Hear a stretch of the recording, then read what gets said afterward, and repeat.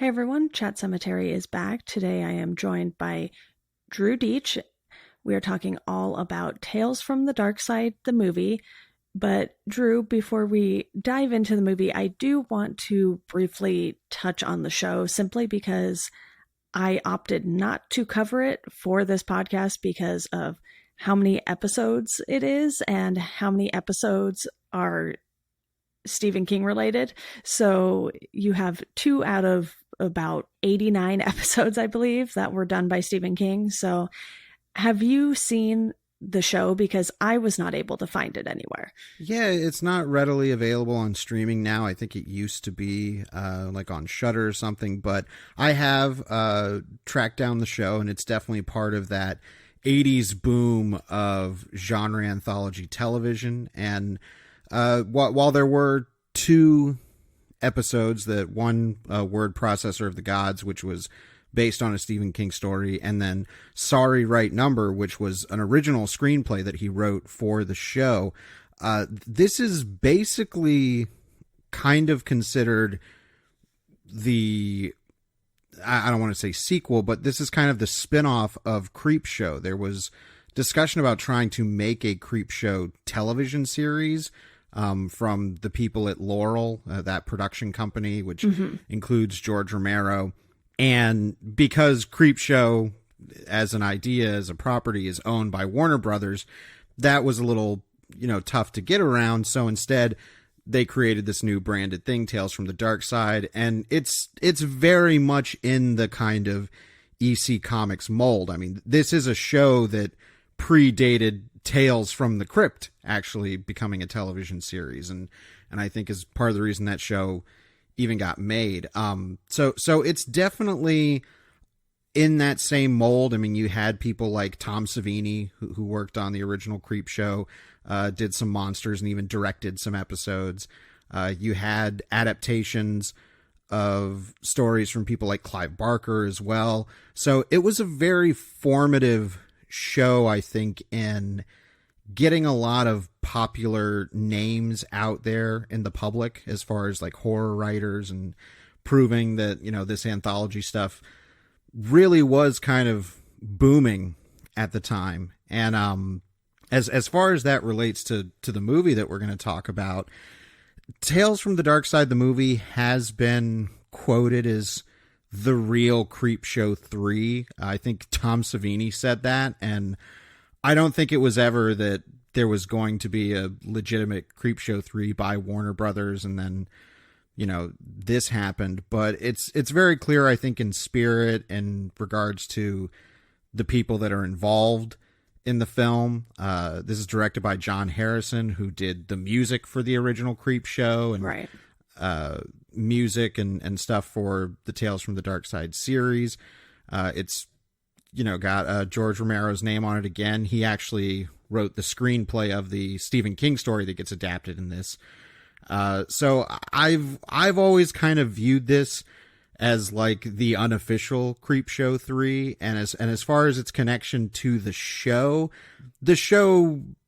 didn't really have kind of a Crypt Keeper figure or anything kind of as a wraparound story. It was just the individual stories and episodes as presented. Okay. So for this movie, we do get a wraparound and like a sort of lore about the idea of what Tales from the Darkside is, but none of that really comes from the show. It's purely invented for the movie.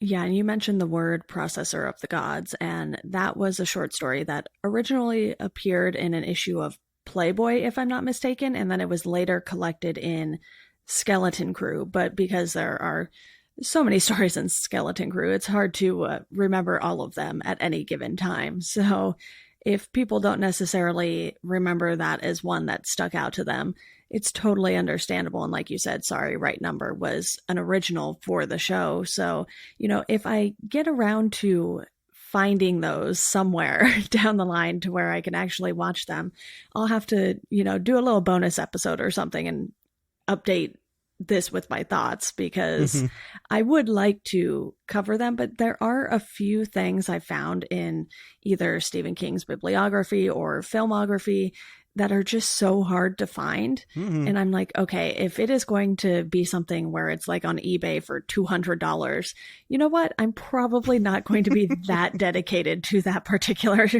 item.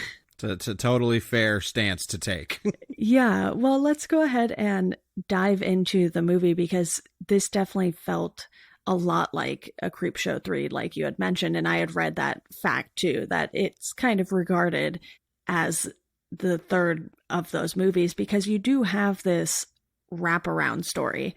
And it's a very weird wraparound story. I don't know if this one takes the cake or not as far as comparing it to the first two wraparound stories in the two Creepshow movies, but you have Debbie Harry, which the number of musicians or singers that they put in this movie, I was like, oh, okay, you have Debbie Harry, and then you have one of the guys from the New York Dolls in The Cat from Hell, which we will talk about in a bit. But I was like, these are some interesting choices here. And you have Matthew Lawrence as the boy. And I was like, why does this kid look so familiar? Because I had seen him when he was a little more grown up in, I believe it's Boy Meets World. I'm really bad at remembering which Lawrence is in what shows because there's a few of them. But I was like, this kid looks very familiar. So to have Debbie Harry and Matthew Lawrence having this back and forth, I was like, this is very weird, but I'm kind of enjoying it. I think it's a good tone setter in as much as the wraparounds for Creepshow and Creepshow 2 were good tone setters. And what makes Tales from the Darkside different is this is not drawing upon comic book aesthetic like the original Creepshows were. It's trying to be more like fairy tales or folklore type stuff. Yeah, more along the line of like Grimm's fairy tales. Right, because the setup is that Debbie Harry seems to be this perfectly normal, affable suburbanite woman who's coming home, and we get the sense that she's going to be throwing a dinner party, only to reveal that she has a child locked up in a dungeon in her kitchen, and she's going to cook him and eat him. So we're like, oh, okay, Hansel and Gretel riff. Yeah. Debbie Harry is clearly having fun, being very, like, I love how reserved she is. She's not camping it up. Right. She's playing this in a weird way very seriously, which actually makes it funnier. Yeah. So then of course, the lead into the stories is that she has given the kid in this cage a book, and she's like, oh, I loved that book when I was a kid, all these scary stories. And the kid decides to read her stories to stave off her shoving him in the oven. She's like, so it's dark and twisted, but in a really funny way. And I think we can kind of talk about that going into the stories, how that kind of theming plays out, because the first story that we get, which is Lot 249, which is based on a story by Sir Arthur Conan Doyle, this feels like a very textbook kind of Tales from the Crypt story. Yeah, and you literally have, like, not necessarily a crypt, but a mummy. So you're like, oh, okay, I definitely see where this is going. Yeah, and this one revolves around a college student or professor of some sort, played by Steve Buscemi, who has gotten hold of an ancient mummy, and he's been kind of on the outs with the university. They think he might have stolen some stuff, and he's possibly getting framed. And of course he gets this mummy and is able to make it rise from the dead and do his evil bidding. I have a feeling that they cast this first entry very purposefully, because you have Steve Buscemi, Christian Slater, and Julianne Moore, which it was stacked. Which is this is her first feature film appearance, which is amazing. So I think they knew, it's like, okay, first story, we need to get good actors and notable actors, like, you know, faces people will know. And, you know, even though Steve Buscemi wasn't like a household name, or obviously Julianne Moore wasn't, the presence of Christian Slater is like, okay, this is serious business. And it has that kind of television show feel, of, ooh, they got a really good guest star. Yeah. Plus, looking back on it now, I say it's stacked because we know what those three have accomplished over the years Mm. after this movie. And yes, there is a lot of overacting by Julianne Moore in this, but when you find out that it was her first feature film, you're kind of like, okay, that makes sense. It's almost similar to Jamie Lee Curtis getting her start in Halloween. You know, sometimes these actresses get their starts in horror movies and they're not necessarily going to be Oscar worthy films, and they just end up being ones that horror fans really end up enjoying down the line. So to see that, I was like, wow, she's come very far since this movie in 1990. And by the way, we are entering the 90s of the Stephen King era here. So there's definitely going to be a lot to talk about throughout this decade in particular. And the fact that it starts with this, you're like, oh, okay. So we're kicking it off with sort of this creep show type anthology. And while Lot 249 doesn't have anything to do with Stephen King, it was actually written by Arthur Conan Doyle, or Michael McDowell adapted an Arthur Conan Doyle story, excuse me. But you have this story that just kicks it off so well outside of the wraparound. And you're like, okay, where is this going to go? And it's not like some of the previous anthologies we've seen, like Cat's Eye, where they try to weave them all together in this weird way. They just let them be their own stories. And I think that works really well. And they still were able to sort of get this dark theme going throughout all three stories. Yeah, I think for the balance of the three main stories that we have, not including the wraparound, there's a very clear desire to kind of shift tones for each story. Each story feels very different from the one before. Yeah. And I think when you look at that as a whole, like most anthology films, it's going to mean that there's kind of a roller coaster effect. Things kind of go up and down. But I think if you're looking at it from, like, if this was just a collection of short stories, I like that. I don't want them all to feel exactly the same. And of course, that is, you know, Michael McDowell wrote, well, like you said, he adapted the first one, Lot 249, and wrote the last one, Lover's Vow. And then Stephen King's short story, The Cat from Hell, was adapted by George Romero for the second one. So you have a variety in the writing voices. But I think what's really important is, and this is something I've said about the Creepshow movies, is that it is all under the umbrella of a single director. That's John Harrison. And John Harrison is able to bring a very distinct visual language and look to each of these. So while they feel different enough, they also feel like they are of one piece. Staying on Lot 249, it's like it's a very yellow entry. There's a lot of kind of murky, dusty yellow lighting, yellows and browns. Great use of shadows in this first one. As far as, like, you know, there's a great shot of the mummy coming up a staircase and Christian Slater coming down the other flight of stairs, and are they going to run into each other? And then Christian Slater goes back up. It's way more handsome looking than I had remembered it when I saw this years and years ago. I always thought this first story was kind of a weak start, but looking back, it's a pretty solid kind of what you expect sort of story from these kind of movies. And I think it's executed very well. Oh, absolutely. And while you still have some moments where you're like, okay, that might have been a little too much, you still have these great designs, especially with the mummy in Lot 249.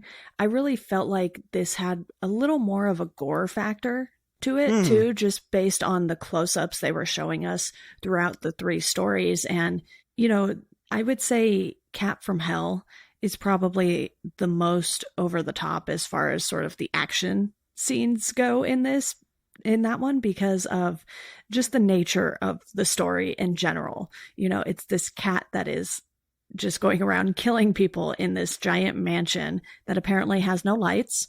So I was like, why are they like, is there just no electricity in this mansion? You would think the dude has enough money to get it wired for electricity. They make a point saying, that even though he's rich, the rich people always, buy the cheapest stuff and are always the cheapest with their money. But, yeah, moving on to Cat from Hell, which is obviously, since this is Stephen King podcast, the one we're going to focus on the most. Cat from Hell is by far my favorite of the three stories because not only do I think this is the one that feels the most like it belongs in a creep show movie.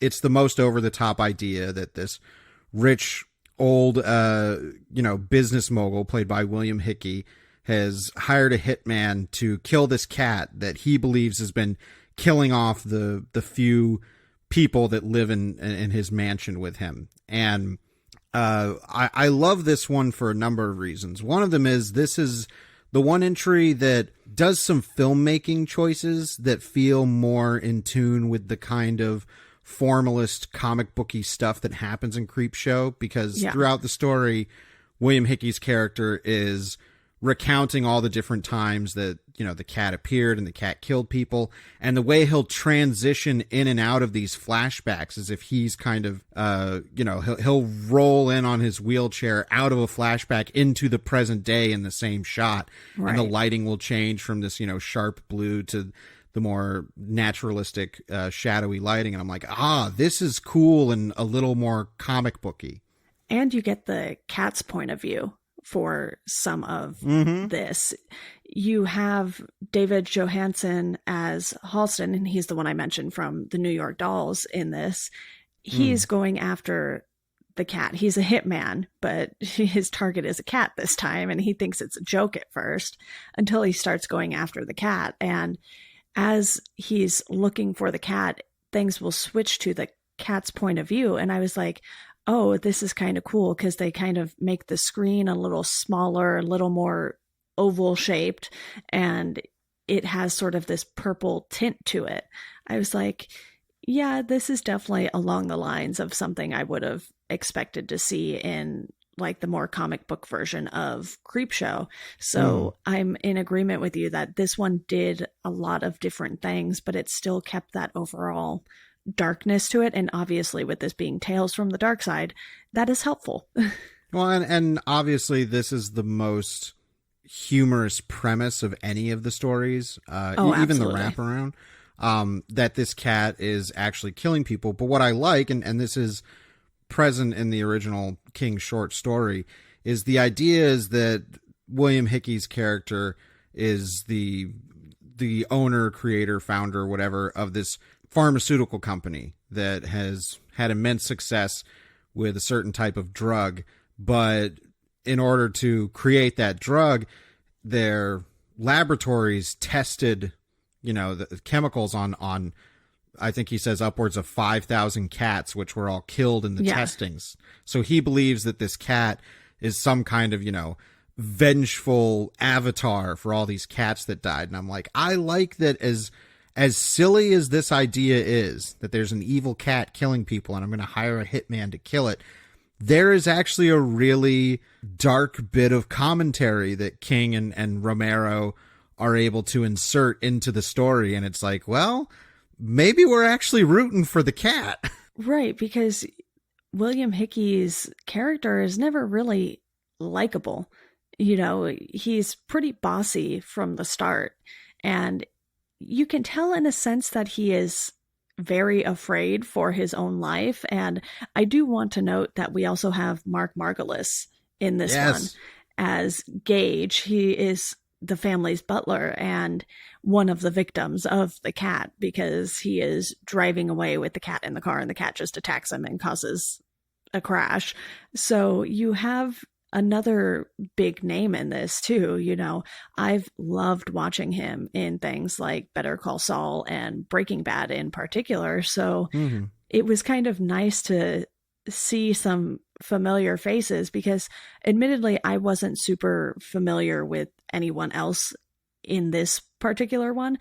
I had heard of the New York Dolls because, they were around the same time Blondie was in New York. So I was more familiar with the band name than the fact that David Johansen was in the band. And you also have Dolores Sutton and Alice Drummond, who definitely are still living in sort of the 20s time period. Oh yes, they're just, flapper girls who never wanted to stop being flapper girls. Right. But yeah, I'm talking about Mark Margolis's character Gage. From what I understand, because I've not read the actual short story that Nor that have this is I. based on.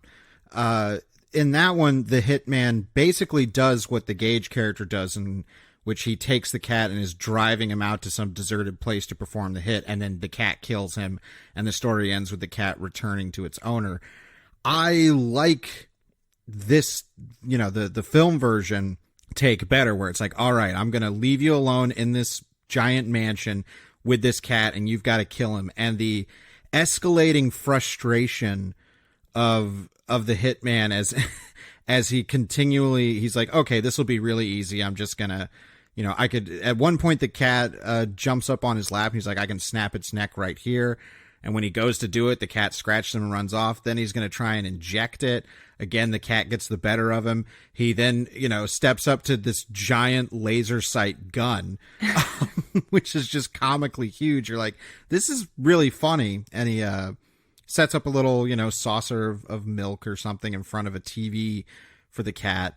And he goes to shoot the cat. And when he does, he shoots the TV instead. And he's like, that's impossible. I had a bead right on you. And that's a moment where we're like, okay, there is something really supernatural going on here with this cat. Yeah, it's the cat that can't be killed.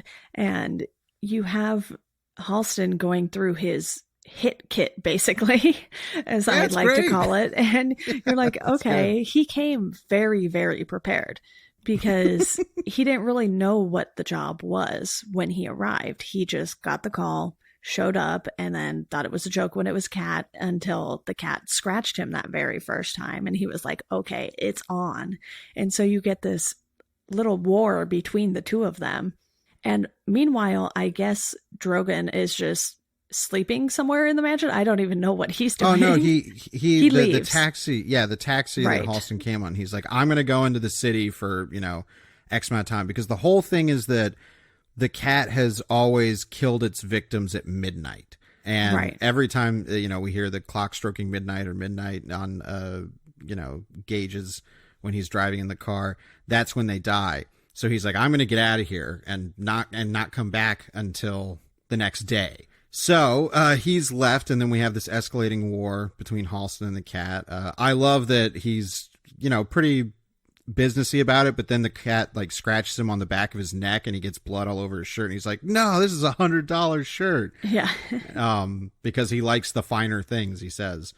And that's when he's like, all right, now you made this personal. Well, I mean, we just got to talk about it, because this is the crowning moment of this sequence. Is the cat eventually jumps into Halston's mouth and down his throat. This is so wonderfully over. Yeah, I mean, it's brutal, but it's so wonderfully over the top. I think. Oh, yeah.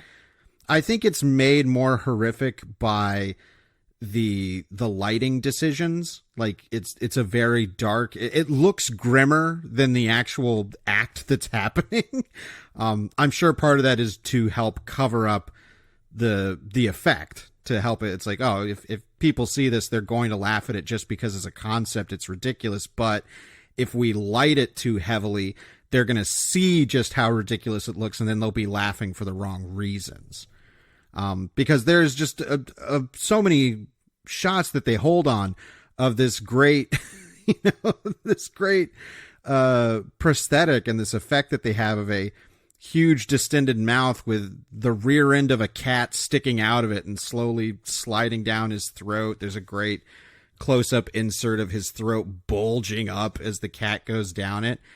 It's insane. It's so crazy, but I guarantee anybody who sees this movie, that's going to be the thing they remember from it. Yeah, and then you have the cat leaving his body later on when Drogon arrives back home the next morning.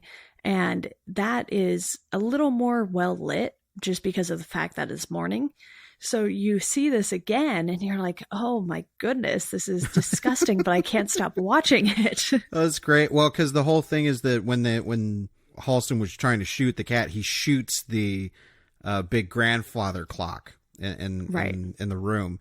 And so when William Hickey's character Drogon comes back and he sees the body on the floor, I just love his delivery of like, oh no. Yeah. He's like, but then all of a sudden the clock starts working again and it strikes 12. And that's when the cat reemerges, which is wonderful. It's like, oh, we're going to get both. Yeah. And then Drogon suffers a heart attack from seeing this, horrific thing. And it's great. It's wonderfully twisted. It has King's kind of macabre sense of humor and his shock sensibilities. And I think I think there's so many ways you could mess this sequence up by being way too silly with it, or again, not knowing how to shoot and cut the effects correctly. And I think for what it is, I think The Cat from Hell is a pretty definitive standout as far as the anthology Stephen King stuff that we've gotten on film. Oh, yeah. And it's always a joy to see King and Romero teaming up for stories like this. Mm-hmm. Plus, you have the fact that Stephen King will not leave us without some sort of commentary on sort of the world at large, because making Drogon a wealthy pharmaceutical CEO, owner, whatever you want to call him, he's making this commentary on how the pharmaceutical companies create these addictive drugs at the same time, and then they do horrible things like, killing 5,000 cats while they're testing them. Mm-hmm. Yeah, no, it's you could do this story and not have the commentary and it would probably be just as fun, but having that little extra added bit of commentary makes it say, oh, okay, it's trying to say something. And like I said, I think it gets us on the side of the cat. Like, not only is everybody else portrayed as pretty unlikable, but when you have this backstory about Drogon, and he also says wonderfully horrible things throughout the flashbacks where he's like, kill the cat, cut off its tail so I can throw it in the fire and watch it burn. It's like, yeah, I don't mind if this guy bites it by the end of this. But yeah, Cat from Hell, I think they knew that. I think they made that the middle story very purposely because it feels like the highest conceptual point. It's the highest kind of energy, and it really kind of leaves you on this very high, very kind of fun note. It's by far, I would say, the most fun story in the movie. Right. And each of these stories has something going for it visually. And because of how dark they are, you don't really get to notice all of the details, like you said. And that's for a reason, because you have this mummy design in lot 249. You have the cat and all the prosthetics in The Cat from Hell. And then in Lover's Vow, you have the gargoyles, which we definitely will be talking about that visual because it is one that is so powerful that they made it the cover. Oh, yeah. I mean, if you looked up anything for Tales from the Darkside, the movie at the time, or for any kind of, I think like marketing or video packaging, they put that gargoyle on everything because in this one, James Remar is playing a tortured, starving artist, and which is fun to watch. Yeah, I mean, it's James Remar, and I like, James Remar is usually relegated to supporting roles, which he's very good at, but this he gets a little leading man moment, and it's like, yay. But he is a starving artist, and one night after drinking at his favorite bar, he's a little too drunk, and the bartender is going to give him a ride home. They step out in an alley, and the bartender gets horrifically decapitated. Yeah. It's a great shot and a great gag by this gargoyle monster. And the gargoyle is about to kill James Remar, but then the gargoyle speaks and says, if you promise that you never tell anyone that you saw me or heard me speak, then I'll let you live. And you have to promise for your entire life to never say anything. And this gargoyle design, which should be, I mean, props to where it's all due. makeup artists like Dick Smith, and then the wonderful people over at K&B are the ones who worked on this. And this gargoyle design, its main failing is only that its mouth does not have a lot of articulation. It's Right. pretty, just kind of Muppet. It can only kind of open up and down. It doesn't have a lot of lip articulation, but the fabrication and the execution of this thing is nothing short of extraordinary. Plus, then you have them introducing the little mini gargoyles by the end of it. And so you get this larger than life one. And then you get these little ones, and you're like, oh, those ones don't look so bad. Just out of a fear factor, not necessarily out of a quality factor, I mean. I definitely think Lover's Vow's strongest point is this effect stuff and everything, because for this to be the story to end on, it definitely feels like the one they were the most proud of, the one they kind of took the most seriously. There's nothing really funny in this one, whereas there are humorous elements in the first two. This one's played very straight. And I think that's always been my issue with it. My two main issues are that it's like, well, it's played very straight and it feels like a weird kind of somber note to end the movie on, especially after something as heightened as The Cat from Hell. And my other issue has always been, I don't think it's as clever as it kind of presents itself to be. Yeah.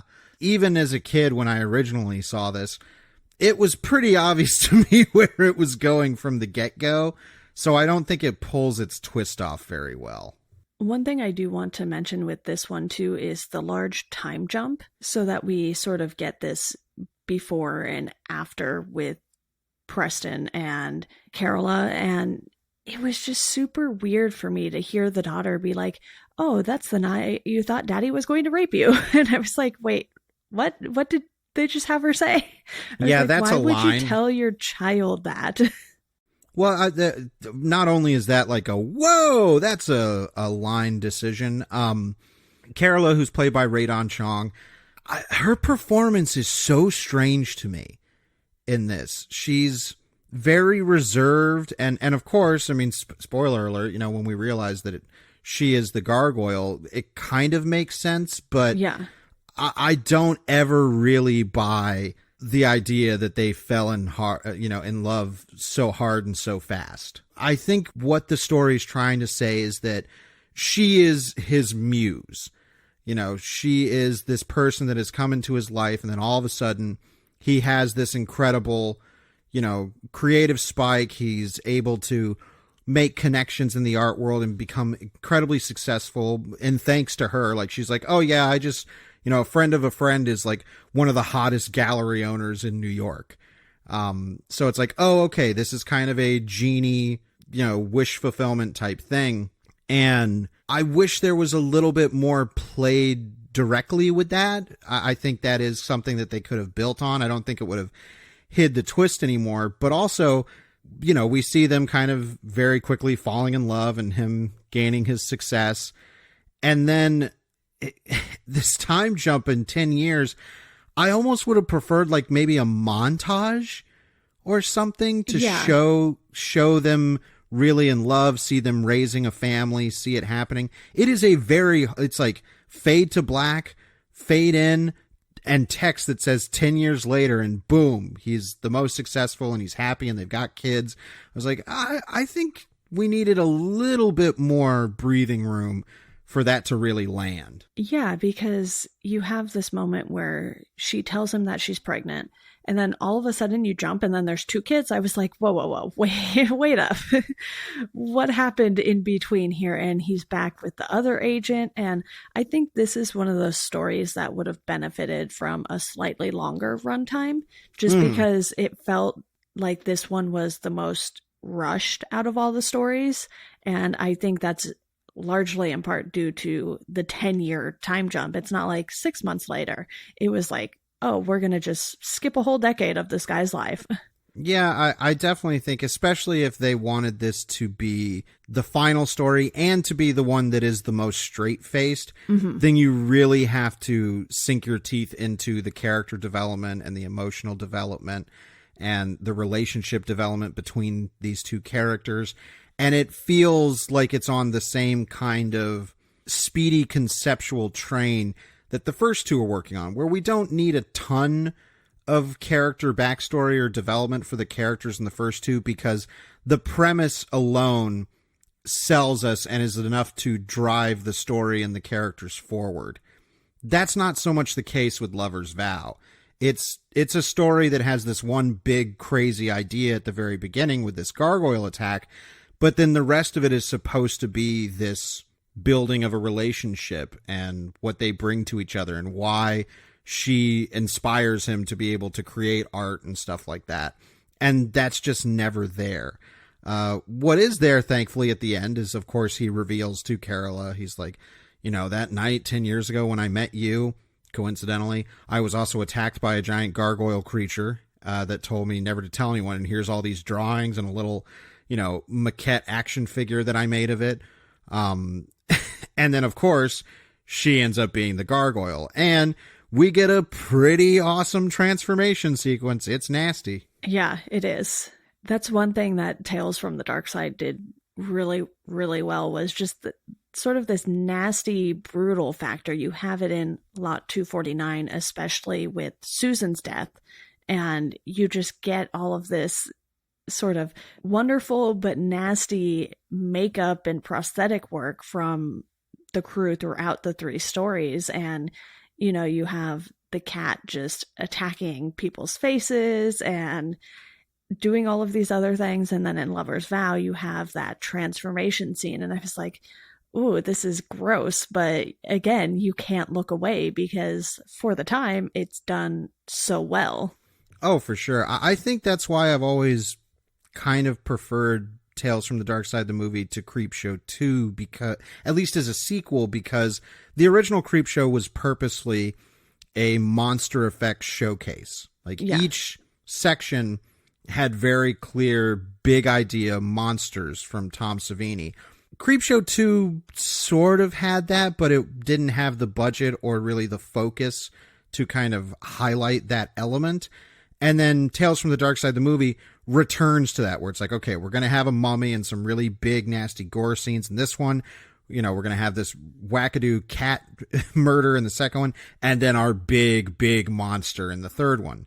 And I really feel that the effects get the best showcase in these stories, and especially in Lover's Vow. It's very clear that they're super proud, and they should be, especially when it's the wings shoot out of her back and unfold, and it's like, wow, this is a wonderful puppet.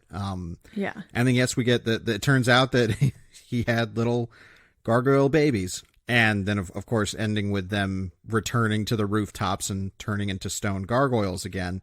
It's sad. It's supposed to be, more somber.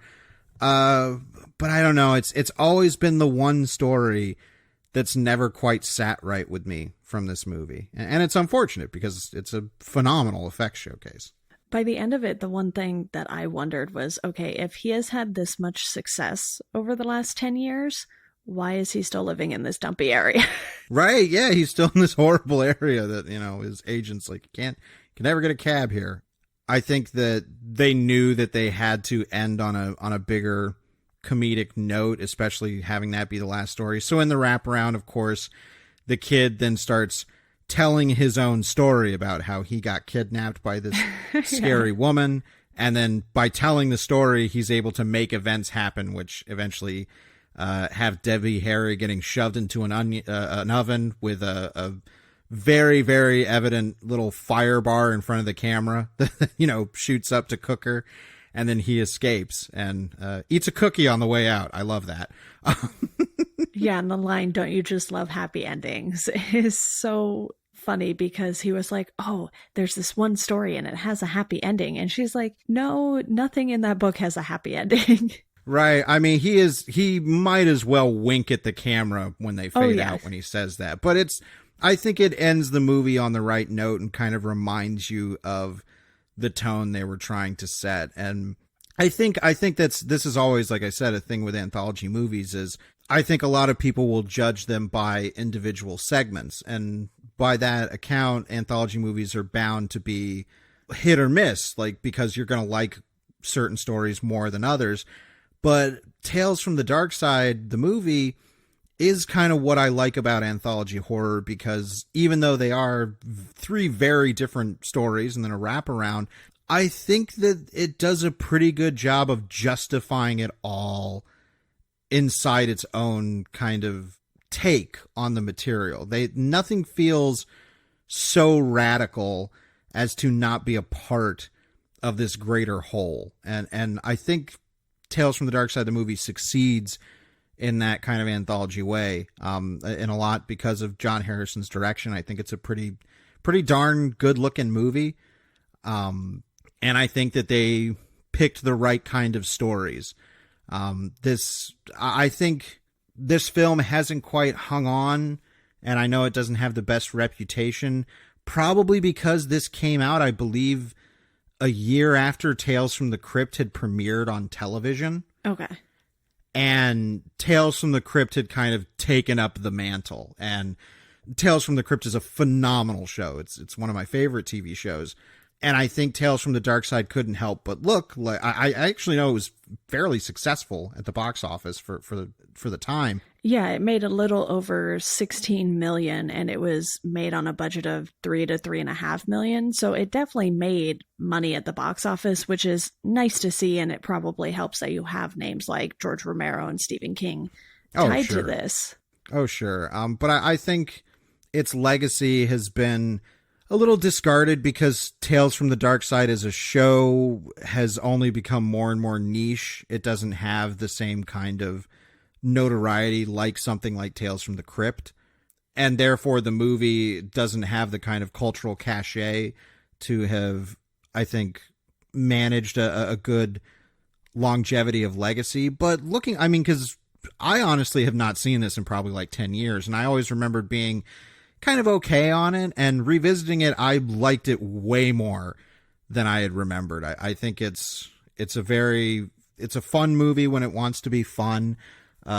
It's well paced for having three stories.